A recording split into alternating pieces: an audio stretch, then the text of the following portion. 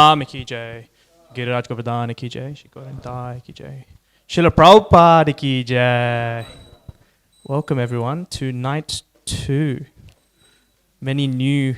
This room is much bigger than it was yesterday at this time, so nice to have you all again, as well as those who are coming in for night 2. Has everyone got this sheet? It's put together from DT and Driti and gang from Jaladuta to the World, Tuesday, 12th August, The Journey. Everyone's got one and a pen handy. Amazing. So again, we've started and we're in the middle of discussing and reading Srila Prabhupada's journey from Jaladuta to the World for 4 nights in a row, from 5 p.m. to 6 p.m. here at New Govardhan with our community. Old devotees and young devotees reading together from stories about Srila Prabhupada's life, going through each moment. Yesterday we were talking about planting the seeds. And so I was thinking, some of us were here. Does anyone remember what Srila Prabhupada's mother's name was? Rajani, well done. Does anyone remember where Srila Prabhupada met his spiritual master? You weren't even there, but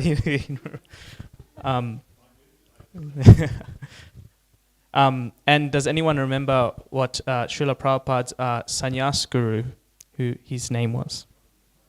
Keshav Maharaj, stalwart bhakti practitioner. So yesterday we learned of Srila Prabhupada's life from birth to 1965, and tonight we are deep diving into one of the most momentous occasions of our movement, of Srila Prabhupada's life, and I'm sure many of your lives as well, which is his journey on the Jaladuta, departing from Calcutta in 1965. And it occurred, the Tithi was on Sunday, so he left on Sunday. Moon rises ago. He left on Sunday and departed and went around the world. So this book will go through his diary. We'll get extracts from his diary, his thoughts, his crises, and go through those. And then he's embarking in a new world, which is New York. We have some questions at the back as well for everyone to think about and to meditate on. Of course, here we are in the lead up to Srila Prabhupada's Vyasa Puja, wanting to come together and really pay homage and also inculcate a mood of gratitude for Srila Prabhupada. And so in that mind, when reading today's stories, how did hearing about Srila Prabhupada's ocean voyage affect you personally? Furthermore, let's also consider the page. What stood out to you most from the Jaladuta Prayers, which we will read? How does Srila Prabhupada's dependence on Krishna during this journey inspire your own faith?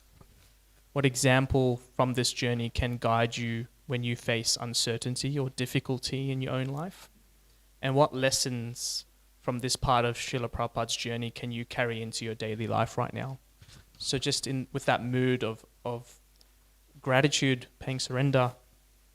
And also what you'll find here is that we've put together some maps for you to also see where Srila Prabhupada was at different parts of his journey. So hopefully we can really get a glimpse into what he was going through and where he was and how that impacted him and also our movement further. So without ado, let's begin. Maybe I'll begin again here from Krishna Rupa and across, move across maybe to Ambika next. And so, sorry, and again, for those who weren't here yesterday, we will just read from the black headings onwards until the end to the next black heading. So we'll start with Prabhupada prepares to depart for the West. And there's various extracts from various different texts. And then we'll move on to the next reader from there. I might take a bit of control today with readers, and please don't take offense. But so we have about some pages at the end. And then at the end, what we'll do is we'll come back and discuss those questions, and we'll break off into pairs or whatever group you prefer and discuss those things together. So we'll begin.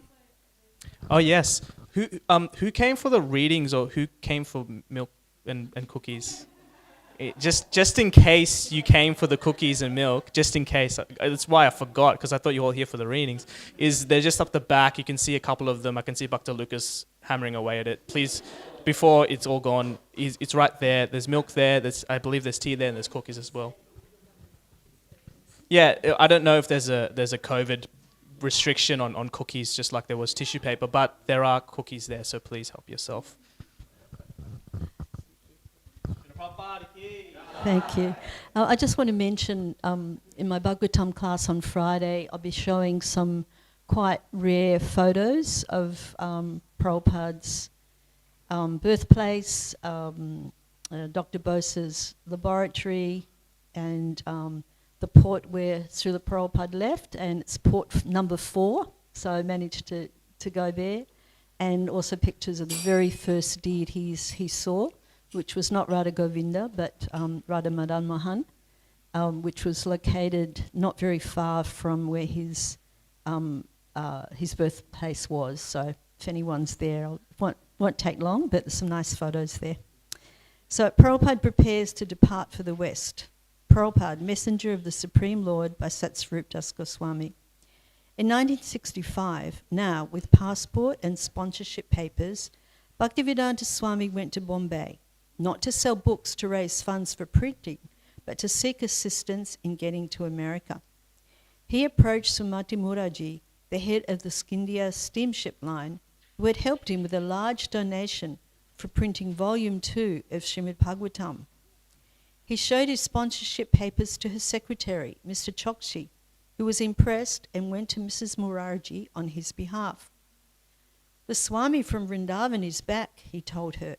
He has published his book on your donation. He has a sponsor and he wants to go to America. He wants you to send him on a Scindia ship. Mrs. Muraji said no. The Swami was too old to go to the United States and expect to accomplish anything. Mr. Choksi conveyed to him Mrs. Muraji's words, but Bhaktivedanta Swami listened disapprovingly. She wanted him to stay in India and complete Srimad Bhagavatam. Why go to the United States, she had argued. Finish the job here. But Bhaktivedanta Swami was fixed on going.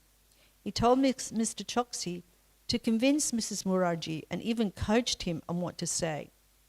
I find this gentleman very inspired to go to the States and preach Lord Krishna's message to the people there. But when Mr. Choksi told Mrs. Muraji, she again said no.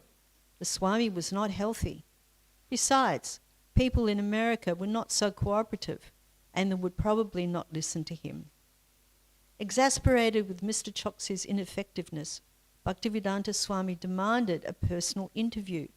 It was granted, and a grey-haired but determined Bhaktivedanta Swami presented his emphatic request. Please give me one ticket. Sumati Muraji was concerned. Swamiji, you are so old. You are taking this responsibility. Do you think it is all right? No, he reassured her, lifting his hand as if to reassure a doubting daughter. It is all right. But do you know what my secretaries think? They say, Swamiji is going to die there. Bhaktivedanta Swami made a face, as if to dismiss a foolish rumour. Again, he insisted that she give him a ticket. All right, she said, get your P form, and I will make an arrangement to send you by our ship. Bhaktivedanta Swami smiled. Prabhupada prepares to board. Prabhupada, Messenger of the Supreme Lord by Satsvarup Das Goswami. Mrs. Muraji scheduled a place for him on one of her ships, the Jaladuta, which was sailing from Calcutta on August 13th. She had made certain that he would travel on a ship whose captain understood the needs of a vegetarian and a Brahmana, and she told the Jaladuta captain, Arun Pandya, to carry extra vegetables and fruits for the Swami. Mr. Choksi spent the last 2 days with Bhaktivedanta Swami in Bombay, picking up the pamphlets at the press, purchasing clothes and driving him to the station to catch the train for Calcutta.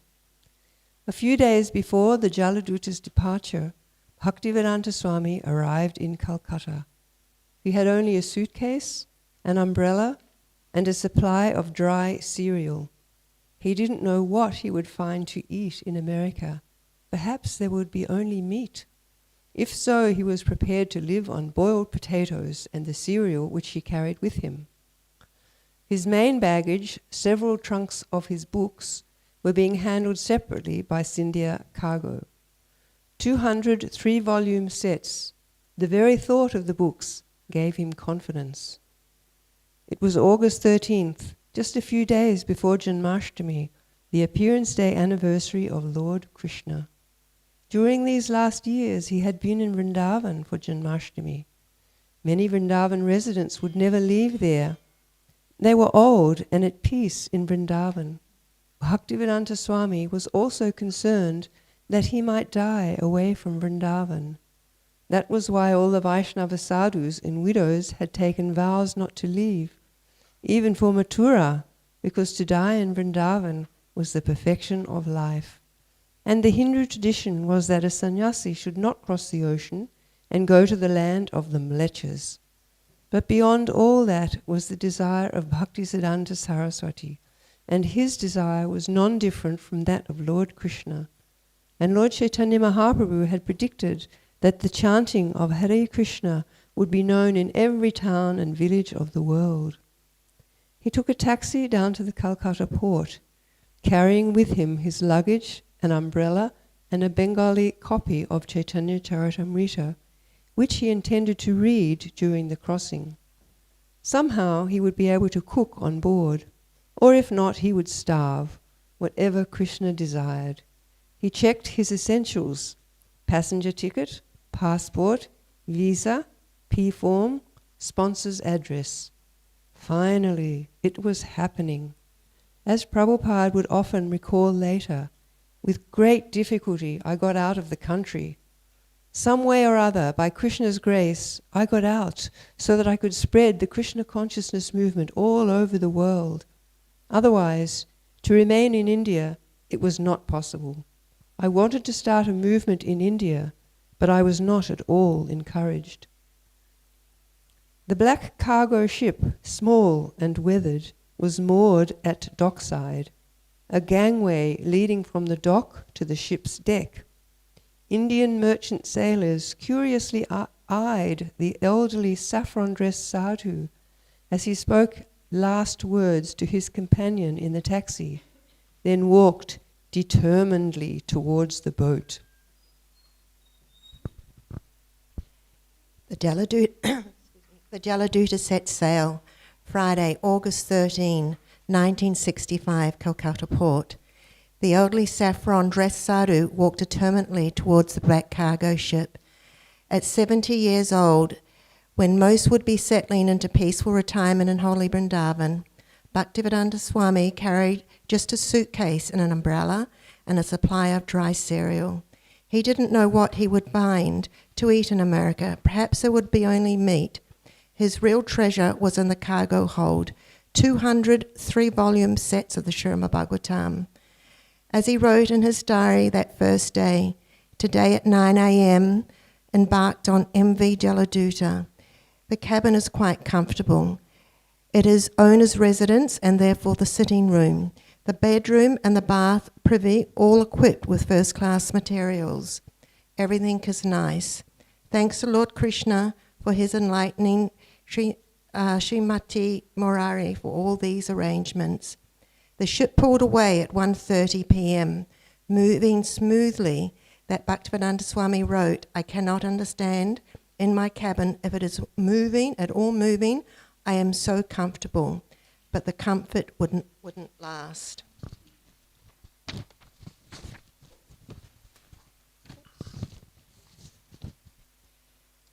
Into rough waters, Saturday the 14th, 1960.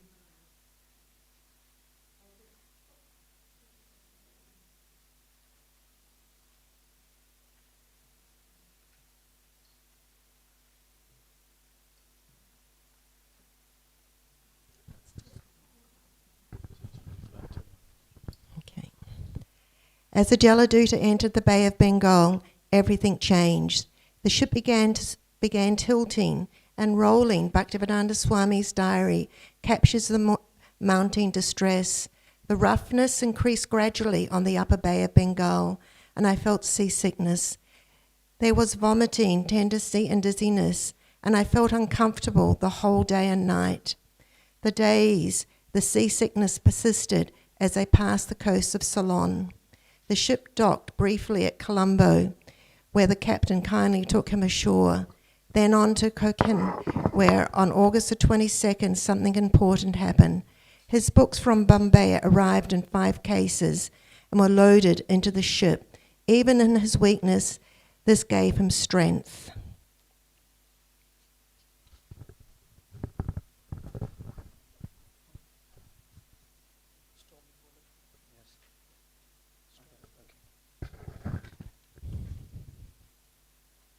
The storm before the calm. Monday the 23rd of August 1965, the Arabian Sea. The diary entry is brief but ominous. Today, Anada Akadashi. We started towards Red Sea on the western front. My seasickness began again. Headache, vomiting tendency, no hunger, dizziness, and no energy to work. It is continuing. Then for several days the diary goes silent, except for dates. Wednesday the 25th of August 1965, beginning from today down. Thursday the 26th of August 65, Friday the 27th of August 65. What happened during those silent days would only be revealed later.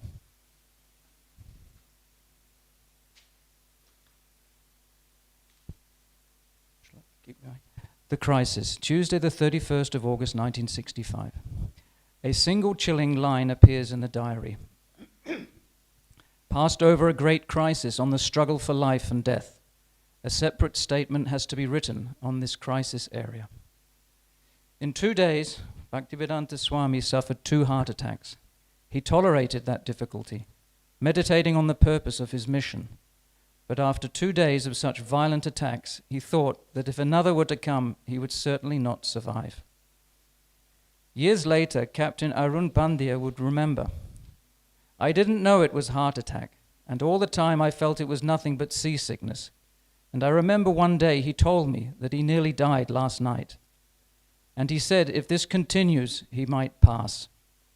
He wanted to write his last will and give it to me so that I would know what to do with his books and his other items. Prabhupada himself would later reveal the truth.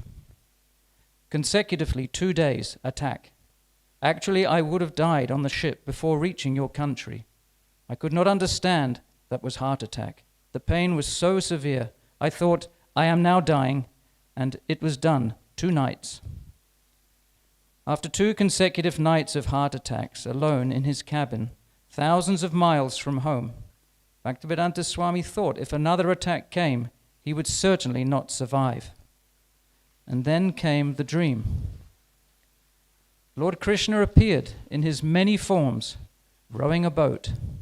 He told his devotee not to fear, but to come along. Bhaktivedanta Swami felt assured of the Lord's protection, and the violent attacks did not occur again. The captain's wife, who had studied astrology, told him, Swamiji, if you can survive your 70th year, then you'll live for 100 years.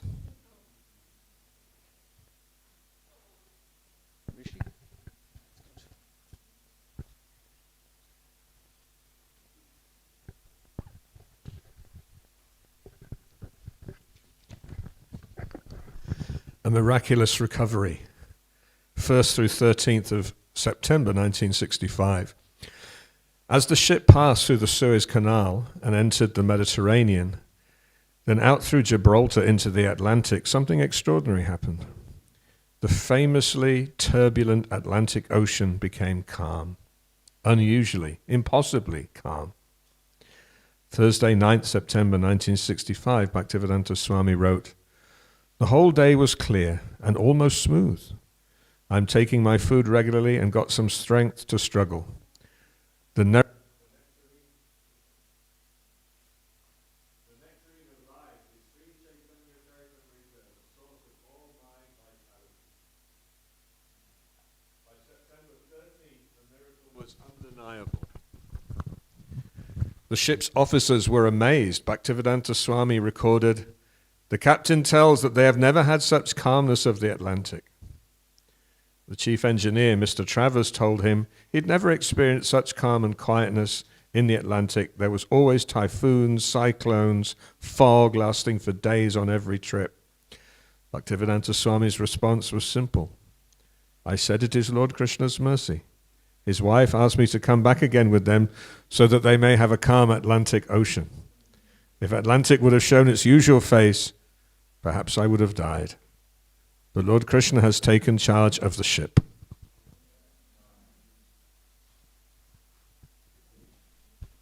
Volunteers?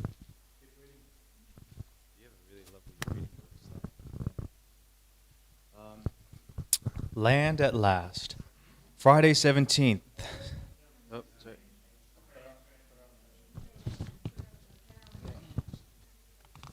Sorry, everybody. Here, thank you. A Prayer on the Ocean. Monday 13th, September 1965, the Atlantic Ocean. 32nd day at sea. Alone on the vast Atlantic, having survived death itself, Bhaktivedanta Swami opened his heart to Krishna. He composed a Bengali poem that revealed everything, his inadequacy, his determination, and his complete dependence. Prayer to the lotus feet of Krishna by His Divine Grace A.C. Bhaktivedanta Swami Prabhupada on board the ship Jaladuta, September 13, 1965. I emphatically say to you, O brothers, you will obtain your good fortune from the Supreme Lord Krishna only when Srimati Radharani becomes pleased with you. Srimad Bhakti Siddhanta Saraswati Thakur, who is very dear to Lord Gauranga, the son of Mother Sachi, is unparalleled in his service to the Supreme Lord Sri Krishna. He is the great saintly spiritual master who bestows intense devotion to Krishna at different places throughout the world. By his strong desire, the holy name of Lord Gauranga will spread throughout all the countries of the Western world, in all cities, towns, and villages on the earth, from all the oceans, seas, rivers, and streams. Everyone will chant the holy name of Krishna. As the vast mercy of Sri Chaitanya Mahaprabhu conquers all directions, a flood of transcendental ecstasy will certainly cover the land. When all the sinful, miserable living entities become happy, Vaishnava's desire is then fulfilled. Although my Guru Maharaj ordered me to accomplish this mission, I am not worthy or fit to do it. I am very fallen and insignificant. Therefore, O Lord, now I am begging for your mercy so that I may become worthy, for you are the wisest and most experienced of all. If you bestow your power by serving the spiritual master, one obtains the absolute truth. One's life becomes successful. If that service is obtained, then one becomes happy and gets your association due to good fortune. My dear Lord, O Supreme Personality of Godhead, because of my association with material desires, one after another, I was gradually falling into a blind well full of snakes, following the general populace. But your servant, Narada Muni, kindly accepted me as his disciple and instructed me how to achieve this transcendental position. Therefore, my first duty, is to serve him. How could I leave this service? Prahlad Maharaj to Lord Nrsimhadeva, Bhagavad 7:9, 28. O Lord Krishna, you are my eternal companion. Forgetting you, I have suffered the kicks of Maya birth after birth. If today the chance to meet you occurs again, then I will surely be able to rejoin you. O dear friend, in your company I will experience great joy once again. In the early morning I will wander about the cowherd pastures and fields, running and frolicking in the many forests of Raj. I will roll on the ground in spiritual ecstasy. Oh, when will that day be mine? Today that remembrance of you came to me in a very nice way. Because I have great longing, I called you. I am your eternal servant, and therefore I desire your association so much. O Lord Krishna, except for you, there is no other means of success.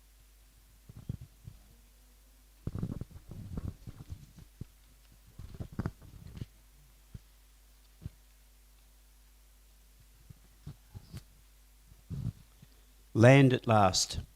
Friday the 17th of September 1965, Boston Harbour. After 35 days at sea, the Jaladuta reached Boston. While docked at Commonwealth Pier, Bhaktivedanta Swami composed another poem, Makin Bhagavata Dharma, questioning why Krishna had brought him to this strange land. Makin Bhagavata Dharma, by His Divine Grace A.C. Bhaktivedanta Swami Prabhupada, at Boston Harbour, September 18, 1965. My dear Lord Krishna, you are so kind upon this useless soul, but I do not know why you have brought me here. Now you can do whatever you like with me, but I guess you have some business here. Otherwise, why would you bring me to this terrible place? Most of the population here is covered by the material modes of ignorance and passion. Absorbed in material life, they think themselves very happy and satisfied, and therefore they have no taste for the transcendental message of Vasudeva. I do not know how they will be able to understand it, but I know your causeless mercy can make everything possible because you are the most expert mystic. How will they understand the mellows of devotional service? O Lord, I am simply praying for your mercy so that I will be able to convince them about your message. All living entities have become under the control of the illusory energy of your will, and therefore, if you like, by your will they can also be released from the clutches of illusion. I wish that you may deliver them. Therefore, if you so desire their deliverance, then only will they be able to understand your message. The words of Srimad Bhagavatam are your incarnation, and if a sober person repeatedly receives it with submissive oral reception, then he will be able to understand your message.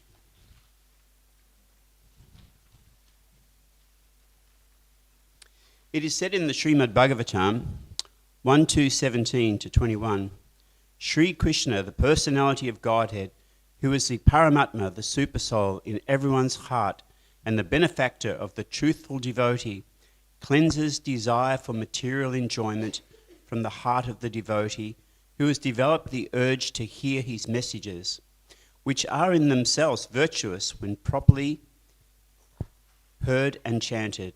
By regular attendance in classes on the Bhagavatam, and by rendering of service to the pure devotee, all that is troublesome to the heart is almost completely destroyed, and loving service unto the personality of Godhead, who is praised within transcendental songs, is established as an irrevocable fact. As soon as irrevocable loving service is established in the heart, the effects of nature's modes of passion and ignorance, such as lust, desire, and hankering, disappear from the heart. Then the devotee is established in goodness, and he becomes completely happy. Thus established in the mode of unalloyed goodness, the man whose mind has been enlivened by contact with devotional service to the Lord gains positive scientific knowledge of the personality of Godhead in the stage of liberation from all material association. Thus the knot in the heart is pierced, and all misgivings are cut to pieces. The chain of fruitive actions is terminated when one sees the self as master. He will become liberated from the influence of the modes of ignorance and passion, and thus all inauspicious things accumulated in the core of the heart will disappear. How will I make them understand this message of Krishna consciousness? I am very unfortunate, unqualified, and the most fallen. Therefore I am seeking your benediction so that I can convince them, for I am powerless to do so on my own. Somehow or other, O Lord, you have brought me here to speak about you. Now, my Lord, it is up to you to make me a success or failure as you like. O spiritual master of all the worlds, I can simply repeat your message. So if you like, you can make my power of speaking suitable for their understanding. Only by your causeless mercy will my words become pure. I am sure that when this transcendental message penetrates their hearts, they will certainly feel engladdened and thus become liberated from all unhappy conditions of life. O Lord, I am just like a puppet in your hands. So if you have brought me here to dance, then make me dance. Make me dance, O Lord. Make me dance as you like. I have no devotion, nor do I have any knowledge, but I have strong faith in the holy name of Krishna. I have been designated as Bhaktivedanta, and now, if you like, you can fulfill the real purport of Bhaktivedanta. Signed, the most unfortunate, insignificant beggar, A.C. Bhaktivedanta Swami, on board the ship Jaladuta, Commonwealth Pier, Boston, Massachusetts, USA, dated the 18th of September, 1965.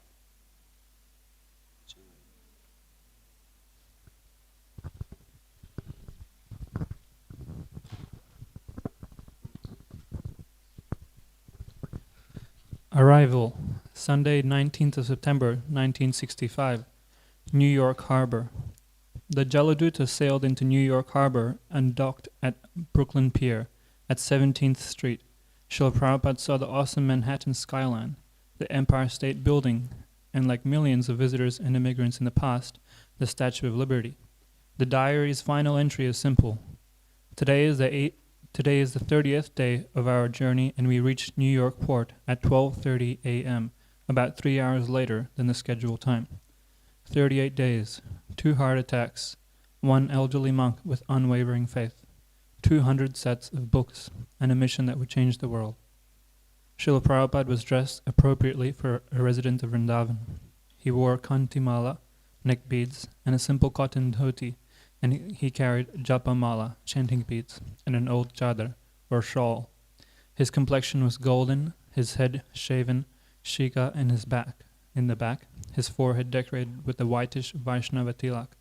He wore pointed white rubber slippers, not uncommon for sadhus in India. But who in New York had ever seen or dreamed of anyone appearing like this Vaishnava? He was possibly the first Vaishnava sannyasi to arrive in New York with uncompromised appearance. Of course, New Yorkers have an expertise in not giving much attention to any kind of strange new arrival. Srila Prabhupada recalled his arrival during a morning walk in Bombay on February 19th, 1974. When I went to America, I went with 40 rupees. Miss Sumati Mukherjee gave me a free ticket and I had only 40 rupees. Those 40 rupees could not be spent there in the US. Then, when I was getting down the ship, I asked the captain, "Captain Pandya, I have not a single dollar with me, so you purchase 1 set of my books." "So what is your price, Swami?" $16. He paid me $20. With those $20, I arrived in New York.